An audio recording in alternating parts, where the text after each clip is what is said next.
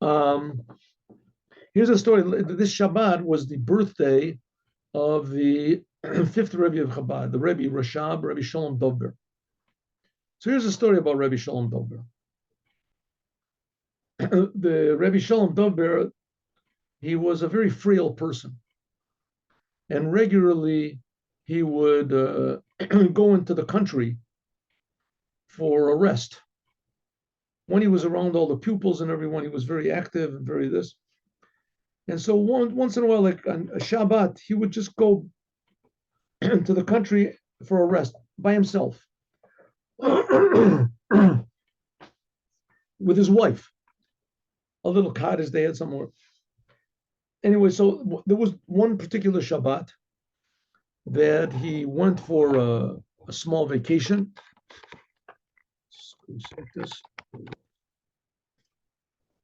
And it happened that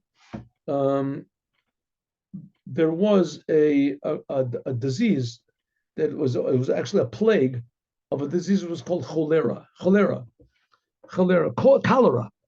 They call it cholera.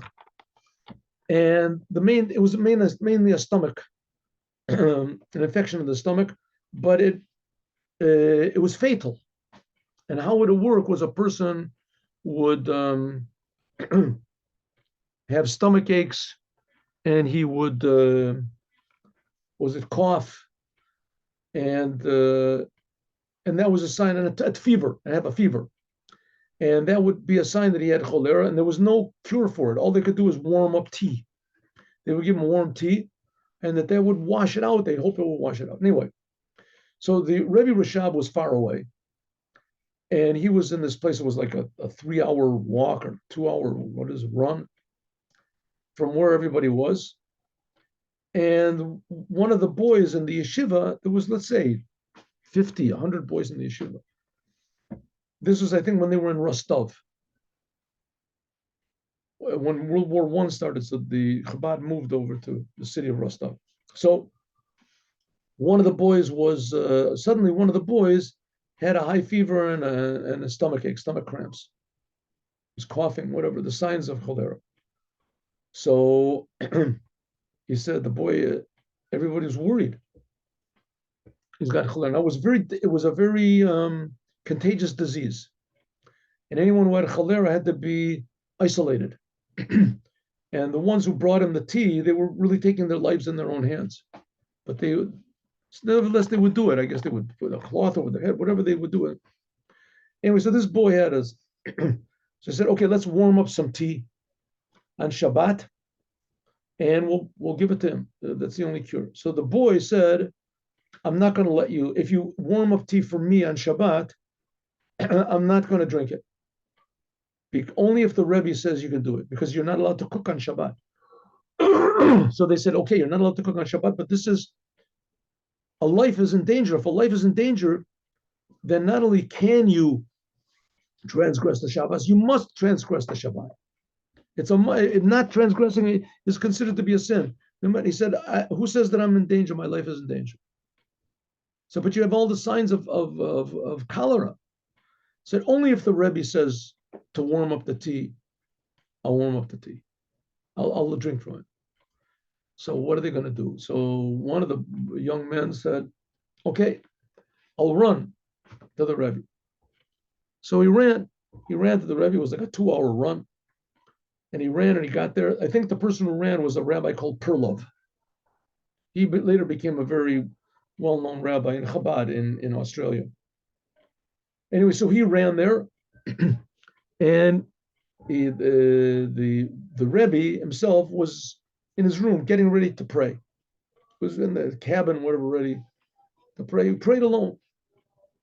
And his wife was sitting on the porch. His wife saw that this boy was coming and running. So she said to the boy, "What's wrong?" He said, "Oh, nothing. This." One of the boys is a little sick. She says, "You came already over here because it's a little sick." "Yeah, it's nothing. He's got a little, little stomach ache." She says, "But you ran over here 2 hours. You're huffing and puffing and all sweating just because of it." He said, "No, he has a little stomach ache and he's got a fever." She said, oh, that's cholera. He's got cholera. Said, of course, I'll let you into my husband immediately. So she lets the boy in. The Rebbe is standing there with his talus over his shoulder again. So he says, what is this? So she said, one of the boys is sick, he's got cholera. So the Rebbe said, cholera, really? So he said to the boy, how do you know he has cholera? He said, I don't know, but he has stomach aches and he's coughing and he has a fever. So his wife said, cholera, that's signs of cholera. So he said, well, what do you want to do? Why are you coming to here? He said, well, we want to heat up some tea for him. And that's the cure. And he says he won't do it unless you say that his life is in danger. And if so, we'll. So the Rebbe said, he's right. The boy is right. Just because a person has a little stomachache and a high fever, you're going to start cooking on Shabbos for him? So his wife says, but he's got cholera. He has cholera. It's a dangerous thing. The Rebbe said, it's nothing. It's nothing. Go and tell him that it's okay. It's nothing. So the boy said, all right. He ran back.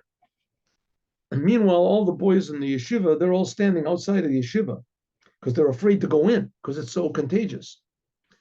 And he runs into the room, and the boy is there burning with fever and terrible pains. He's laying there in bed, terrible fever, and he grabs a hold of him and he says, the Rebbe says that you're healthy. The Rebbe says that there's nothing wrong. Nothing. The boy opened up, So the Rebbe said that you're all right. There's nothing wrong with you. That it's okay. It's just a little fever, a little. So I said, oh, really? The Rebbe said it's okay. And all of a sudden, the fever started going down, and the pains went away, and they came walking out together. So the Rebbe's positive prognosis or diagnosis is what cured the boy. So we see that thinking positively can have positive results. How important it is to think positively. Have a good day with Mashiach now.